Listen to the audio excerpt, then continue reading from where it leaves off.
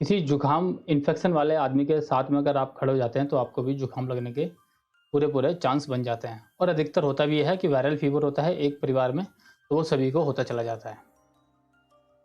Same यही कहानी कुंडली के अंदर भी है कि कुंडली में अगर किसी आपके भाई बंधु या किसी पत्नी का या पति का अच्छा योग नहीं चल रहे, शनि की दशा चल रही है या किसी क्रूर ग्रह की दशा चल रही है, मारक ग्रह की दशा चल रही है, तो उसका असर और लोगों पर भी पड़ता है।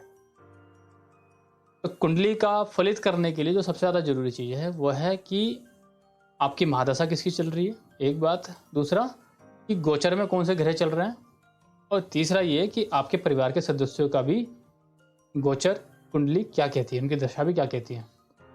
इन सब का सामूहिक अध्ययन से ही पूर्ण रूप से किसी का फलित किया जा सकता है। लेकिन एक मात्र खाली गोचर के फल से ये बोल देना कि 101% ऐसा ही आपके साथ होगा, ये असंभव है। तो लेकिन ये जो हम बताते हैं गोचर का फल, ये है कि 25% तो कम से कम आपको सावधानी मिल जाए। वक्त रहते आप सावधान हो जाएं, आपको पता लग जाए कि कौन सा समय में उचित काम करना जरूरी है और किस काम के लिए किस काम को आप टाल दें अगर वो ठीक नहीं है। तो मंगल का गोचर मेष राशि से निकलकर वृष राशि में हो चुका है। हर राशि के बारे में इसका क्या असर पड़ने वाला है उस पर हम थोड़ा सा प्रिडिक्शन करेंगे। आपके पास भी कोई इसकी प्रिडिक्शन है तो आप कमेंट्स बॉक्स में लिख सकते हैं। प्रोग्राम शुरू करें उससे पहले मैं माँ भगवती और अपने गुरु को प्रणाम करता हूँ। मेरे मुख से सदा सर्वदा कल्याणकारी बातें निकलें, आप सबका कल्याण हो, इसी भावना से ये वीडियो बनाई जा रही है। धनु राशि के लिए मंगल का गोचर जो है 6ठे स्थान में बन रहा है। पंचम भाव के मालिक और 12वें भाव के मालिक 6ठे भाव में जाके बैठ गए। थोड़ी सी बुद्धि में मलिनता आ जाएगी।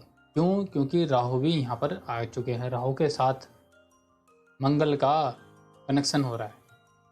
भारी स्थान पर इनकी दृष्टि पड़ रही है, 1 2 3 4 भाग्य स्थान पर इनकी दृष्टि पड़ रही है, 12वें स्थान पर दृष्टि पड़ रही है और लगन पर इनकी दृष्टि पड़ रही है। तो मंगल के प्रभाव से जातक शत्रु पक्ष पर कुछ तो सफलता प्राप्त कर ही लेगा और झगड़े झंझट के मामले में भी आपको कुछ फायदा मिलेगा। अगर आप वकील हैं तो आपको यहाँ पर अपने केस से संबंधित सफलता प्राप्त होने लग जाएंगी।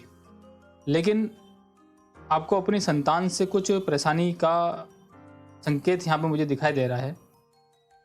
उनके प्रति थोड़ा सा सावधानी बरतें। यहाँ से मंगल चौथी मित्र की दृष्टि से 9वें भाव को देखता है, इसलिए भाग्य और धर्म की भी उन्नति होती रहेगी। लेकिन उसमें भी आपको मेहनत करनी पड़ेगी, इतनी आसानी से आपका मन उसमें नहीं लगेगा धर्म कर्म के कार्यों में।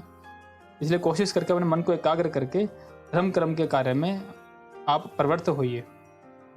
7वीं दृष्टि से अपनी ही वृश्चिक राशि में 12वें भाव को देखने से खर्च की अधिकता बनी रहेगी।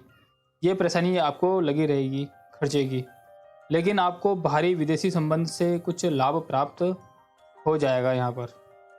और मित्र दृष्टि से प्रथम भाव को देखने के कारण आपके शारीरिक सौंदर्य में और स्वास्थ्य में भी वृद्धि होगी। जो खर्चा आपको लग रहा था बहुत ज़्यादा खर्च हो रहा है, वो आप अपने सेहत पे भी खर्च कर सकते हैं। मानसिक तनाव आपको परेशान कर सकता है, मानसिक तनाव से बचें, क्योंकि ये जो 45 दिन का समय है इसमें आपको मानसिक परेशानी से 2-4 होना पड़ सकता है।